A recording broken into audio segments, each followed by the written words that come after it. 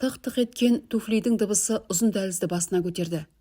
Шашын бүйралап, иығына тастай салған, екі көзі мойылдай қара торығыз Ақбалшық ауданының бас дәрігері.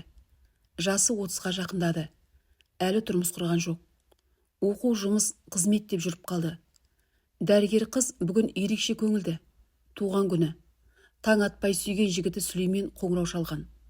Түскі асқа шақырған. Тосын сыйы бар екенінде тұспалдап жеткізген. Мүмкін үйленейіктер. Қыздың жүрегін қуаныш кернеді. Өткен шақты бәрін ұмытқысы келеді. Жүзі бал-бұл жанып есікке жетті. Қолында гүлі бар Сүлеймен қарсы алды. Сәлем күнім. Құлпырып кетіпсің. Көп күттірдім бе? Өмір бойы күтуге бармын. Туған күніңмен деп жігіт гүлін ұсынып, бетінен сүйді. Рахмет. Қайда барамыз? Ресторанға. Екі ғашық мектептің қасындағы шағын саябақтың ішімен ресторанға тартты. Әрнені айтып жарасып келеді. Қыз сыңғыр-сыңғыр күледі. Жігіт жымияды. Екеуінің ойын шулаған балалар бөлді. Бір топ бала тас лақтырып бір адамды қуып жүр. Киімі жұлым-жұлым үлкен адам қорбан етіп балаларға қарап бір тоқтап қайта қашады. Кет жынды. Ұрыңдар, қуыңдар жындыны. Шу-шу етіп есірген балалардың қылығына Сүлеймен араласты. Тоқтатыңдар. Балалар қатқыл үннен жасқанып тоқтай қалды. Кімді қуып жүрсіңдер? Жындыны. Неге? Ол бізді мазақтайды. Не деп? Аузын ашып бетін тыржитып, сөйлемей ме? Жоқ, онда тіл жоқ. Есімі кім? Аты Құрбан жынды. Күтпеген кездейсоқ оқиға дәрігер қыздың қуанышын астан-кестен етті. Үнсіз бақылап тұра берді. Жанарына жас келді. Сол бір жиіркенішті күн есіне түсті. Дәл қазіргі көңілін Сүлейменге көрсетпеуге тырысты. Бұл жерден кетуге асықты. Жүр кеттік деп жігітті қолтықтап алға жылжыды. Бұлар байқаған жоқ. Осы кезде жынды Құрбан ағаштардың арасынан ұлмекенге ұрланып қарап тұрған болатын. Қара суық әлі түсе қоймаған жирен күз. Адыр-адыр бел, терең-терең сай, өзек жылға. Бір өр, бір еңіс. Кедір-бұдыр жол. Айналасын шөп басқан көне жолды басына көтеріп, тыныштықты бұзған Орал мотоциклі. Бұл өлкеге жуырда қызметпен ауысқан Құрбан рөлді бір қолмен мығым ұстап, айналасына көз тастап, жаңа өлкенің табиғатына тамсанып келеді. Үстінде дырап сұр шинел, басында офицерлік қалпақ, белінде қайыс белбеу. Белбеуге тапаншасы алыпты. Көзінде қап-қара көзілдірік. Сырт көзге сұлу, сұсты суық. Жеке-жеке әрбір тау мен сайдың қуысын мекен еткен малшы ауылдарды аралап шыққан беті. Елмен таныспақ, заңды таныстырмақ. Жалпақ мойнақты асып түсіп құлдилаған соң, шоқ ағаштың түбінен жол кілт оңға бұрылды. Жалғыз жолаушыны қойдай қойтастар қарсы алды. Қойтастарды мекен еткен түйеқұлақтар жүгіріп шиқылдап індеріне кіріп жатыр. Қойтастарды шыр айналған жол жолаушыны атқылап жатқан тас бұлаққа алып келді. Құрбан бұлақ басына тоқтады. Беті қолын жуды. Еңкейіп жатып су ішті. Қара тасты қақ жарып аспанға атқылап жатқан тасты бұлақ Құрбанды тез сергітті. Шөлін басып демін алды. Көлікке қайта кілт салды. Жалғыз басып мотоциклді дүр еткізіп жолға түсті. Аласа белден шыққаны сол еді, малшының үйі қыстағы көрінді. Дөңбек үйдің мұржасынан шыққан қидың ақ бұйра түтіні ашық аспанға еркелегендей биіктеп барып ауаға сіңіп жатыр. Күзгі ауыл маңы әлі тың, жайқалып тұр. Дүрілдеген мотоциклді қойшының ала мойнақ қаншығы қарсы алды. Үйдің есігін біреу сығырайтып ашты да қайта жауып алды. Үрген ит ар жүгірді де қалып қойды. Жолаушы тура есіктің алдына келіп, бірнеше рет қатты газ берді де мотоциклдің өшірді. Екі құлағын қайшылап, басын шұлғи тастап, қарагер атқасқа жолдың тақтасына еркін шықты. Құлағының түбі сауыры терлепті. Межелі жерге жеткен бөкен қарагердің басын тартты. Ер үстіне ыңғайланып отырды. Мойнындағы мылтығын дұрыстап қойды. Қойнынан дүріп алды. Жан-жағына айналдырып дүрбі салды. Көз ұшында көгала шоқы. Көгала шоқыны бауырлап бір топ арқар жусап жатыр. Көрді де қуанып кетті. Ия сәт, жолым болдау, Енді үркітпей тауды бауырлап үйірлі арқарға жақындау керек. Аттан түсіп қарагердің айылын тартты. АК-47 автоматын іске қосып, магазинге оқ салды. Қарагерді қаңтарды да жаяулап биіктеу жартасқа шығып қайта дүрбі салды. Арқардың алды өре бастапты. Жануарлар ай мүйіздері күнге шағылысып, бірі жусап, бірі жайылып жүр. Топ арқардың қақ ортасында мүйізі қарағайдай болып көгала құлжа жатыр. Бөкен дүрбімен анық көрді. Жануардың жатысын ай. Бүгін осы құлжаны атсам, қуырдаққа қарық болар едік-ау деп ойлады. Қасқа жолдың тақтасын асып түсіп, сайды бөктерлей Бөкен көгала шоққа тартты. Арасы 1 шақырымдай жер, алыс емес. Арқарлар бері қарай өрген болатын. Алдынан тосып алу керек. Қарагерге қамшы басқан Бөкен демін ішіне тартып отырып, көгала шоқының бер жағындағы биік сынтастың бауырына жетті. Аттан түсті. Айлын босатып, Қарагердің алдыңғы аяғына тұсау салды. Мылтығын қолына алып, сынтастың биігіне өрмеледі. Дәмесі арқарды осы жерден күтпек. Биік кезеңдегі бір үлкен тау сынтас деп аталатын. Сынтасқа шығып сығалаған Бөкен арқарларды 500 метрде жерде анық көрді. Өзіне бір ыңғайлы орын іздеді, тапты. Ортасы айыр жалпақ қаратасқа мылтығын тіреп, өзі шегініп көсіліп жатты. Көздеп көрді, ыңғайлы. Көгала құлжаны іздеді.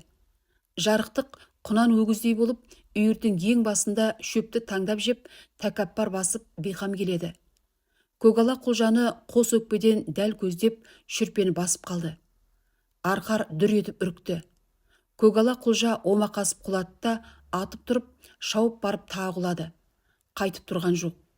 Қарагерге міне шауып Бөкен келгенде көгала құлжа қорқырап жатыр екен. Қынынан сары мойын кездігін суырып алып, бауыздап жіберді. Құлжаны бауыздап жатып, әкесінің аңның басын атпа деген өсиеті есіне түсті. Үйдің сыртындағы мотоциклді көрген Бөкен құлжаның етін тошала үйге кіргізіп тықты да, тыста тұрған құманға қолын жуып үйге кірді. Жасы кіші қонақ үй иесіне атып тұрып, жалпылдап сәлем берді. Амансыз ба? Аман, аман.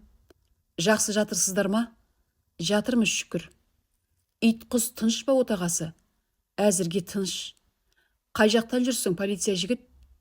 Орталықтан шыққан бетім, ел аралап келемін. Жөн, жөн. Сіздің елге жаңа қызметке кеп жатырмын. Атым Құрбан. Менің ныпсым Бөкен. Біз бұл жердің байырғы тұрғынымыз. Жерлеріңіз тамаш екен. Құт мекеніміз осы. Құрбан мен Бөкеннің ұзаққа созылған танысуын алдарына келген ыстық тамақ бұзды. Қуырдақ қуырып едім, деді Торғын күйеуіне қарап. Әйелінің сөзі есіне түсіргендей Бөкен қызын сұрады. Ұл мекен қайда? Қой бағып кетіп еді. Бір қайырып кел демедің бе? Қазір жер шөп, ешқайда кетпес. Келіп қалар, деді Торғын. Ұл мекен деген сөзді естіген Құрбан елеңдеп қалды. Осы үйдің бойжеткен қызы болар деп топшылады. Бөкен де полиция жігіт туралы ойлап отыр еді. Ашық жарқын жақсы жігіт секілді, жатырқамайды. Тамыр боп алар ма еді? Көмегі де тиер. Қолында билігі бар азамат. Не болса да бір дұрыстап сыйлап аттандырайын деп ойлады. Қонағым бол, мал сояйық деді. Рахмет, ас дегеніміз осы ғой, деді Құрбан. Біз жаққа жолың түссе, бір үйің осы, келіп кетіп жүр. Әрине ағасы, деп Құрбан күлді.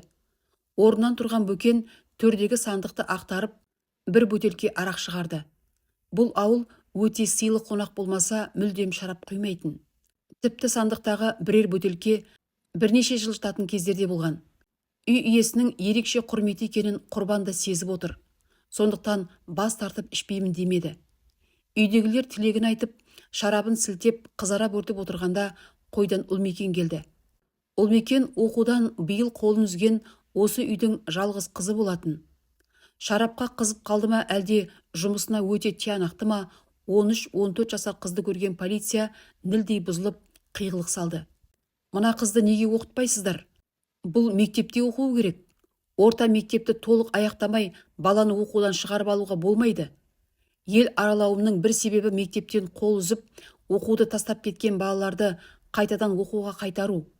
Бұл аудан басшысының тіпті өкіметтің тапсырмасы. Қазіргідей өркениетті заманда сауатсыз адам болмауы керек деп неше түрлі сөз айтып, үйдегілердің үрейін алды.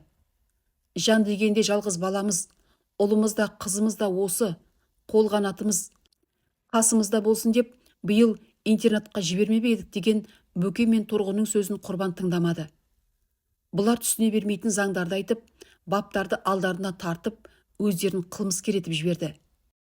Сөздері өтпейтінін сезген Бөкен Құрбанды оңашалап, жұқалап ұзақ сөйлесті. Қолына біраз ақша ұстатып, аңқылдап шынын айтып, Құлжаның жарты етін мотоциклдің жәшігіне тиеп берді. Аяқ астынан әбігерге түскен Торғын жарты қарын май, бір дорба құртын арқалатты. Құрбан мектеп директормен келісіп, ол мекенді бір аптаның ішінде өзі алып кететін болып уәде берді. Аңқылдаған қырғазағы полиция жігіттің сөзіне сенді. Бөкеннің шаңырағынан жол жоралғыға қоржынын толтырған Құрбан ол мекенді мінгестіріп, кеш түсе Ақбалшыққа аттанып кетті.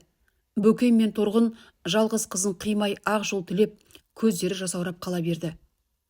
Мотоциклге мінгескен екеу Шайтан төбеге жақындағанда кеш көзін жұмып, төңірекке түн салбырады. Жол ойлы-ғырлы. Мотоцикл қайта-қайта секіреді. Мотоцикл секірген сайын ол мекен Құрбанға жапсады. Құлап қалмау керек. Мана Құрбан өзі жол жаман, белімнен мықтап ұстап отыр деген. Түн болған сайын ол мекен қорқып келеді. Шайтан төбе жайлы неше түрлі қорқынышты әңгімелер естиді. Интернатта балалардан естіген шайтан туралы әңгімелер қазір есінде. Жүргізуші бір қарағанда отыр екен дейді. Қайта қараса жоқ болыпты. Тағы бірде бір жолаушы келе жатса, жалғыз ешкі маңырап шығыпты даладан. Түн баласы Шайтан төбенің әр жерінен от жанып тұрады деген естіген. Бойын үрей билеген ол мекен Құрбанның белін қатты құшақтап алды. Зулап келе жатқан мотоцикл тура Шайтан төбенің беліне келгенде бір ойға бұрылып тоқтады. Екеуінен басқа жан жоқ. Түн меңіреу. Өзі үрейленіп келе жатқан ол мекенге Құрбан түстеді. «Ағай, бұл жерге тоқтауға болмайды», деді ол мекен. «Неге? Аты жаман бар». «Кім айтты саған?» «Балалардан естігем». «Сөзді қойда түс». Мотоциклден түскен қыздың бойын үрей биледі. Еркекті ес көріп тұр. Одан еш күдіктенген жоқ. Үсті басын қағып тұрған Құрбан жын ұрғандай ол мекенге жапса кетті. Үлкен ер адамның тосын мінезінен қорыққан ол мекен итеріп жіберіп тұра қашты. Қарулы жігіт қуып жетіп ұстап, мылтықпен қорқытып, арам ойын жүзеге асырды. Түн ауғанша қызды ойыншық қылды. «Біреуге айтсаң, аң атқан әкеңді түрмеге айдатам. Сені де оңдырмаймын», деп қорқытты. Шайтан төбенің әр жерінен от жылтылдап тұрды. Оны Құрбан көре алған жоқ. Төбеден ұялып ай сығалады. Таң ата ол мекенді Құрбан интернатқа әкеп тәрбиешіге тапсырды. Құрбан уәдесін орындамады. Ол мекен сол күйі интернатта қалды. Оқуы жақсы еді. Зерек болатын. Қыс қайтып көктем келді. Жер тоңазып, мырс етпек көк шыға бастаған көктемнің бір май тоңғысыз түні болатын. Кеңседен Құрбан кеш қайтқан. Шағын қаланың шетіндегі үйіне келе жатқан. Үйге жақындағанда кішкентай арық бар еді. Сол жерден өтіп бара жатып байқады. Бір қыз жылап тұр. Кім екен? Жақындап көрді. Ол мекен? Сасып қалды. Бұл қайдан жүр? Ол мекенсің бе? Қыз үнсіз жылай берді. Мені іздеп келдің бе? Қыз басын изеді. Жігіт жақсы көріп қалған-ау деп ойлады. Үйіне апаруға әйелі мен балаларына жасқанды. Жүр қыдырып қайтайық. Қыз ырқына көнген сыңай танытты. Құшақтап өзенге қарай жүрді. Әрнен айтып, қылығына ақталып жүріп келеді. Жылап келе жатқан қыз енді сықылықтап күлсін. Қыздың сиқырлы күлкісін естіген жігіт те жадырап кетті. Құшағына қызды алған жігіт ағаштың түбіне келді. Қызды құшақтап қатты қысты. Екі қолымен бетінен ұстады. Қараса қыздың көзі от екен. Жігіт бұған мән берген жоқ. Айға шағылысты деп ойлады. Ерінен сүйе бергені сол еді. Қыз шайтандай ғайып болды. Жігіт ұйқыдан оянғандай селк етті. Есін жиса, көктеп үлгермеген қоғайыңды құшақтап тұр екен. Ешкім жоқ, жалғыз өзі. Үрей биледі. Жүрегі аузына тығылды. Аузына бісмілләсі түспеді. Құлап сүрініп үйіне қарай жүгірді. есі барды жоқты үйіне жетіп жығылды. Қатты қорыққандықтан тілін жұтып қойыпты. Дірілдеп қалшылдап қатты ауырды.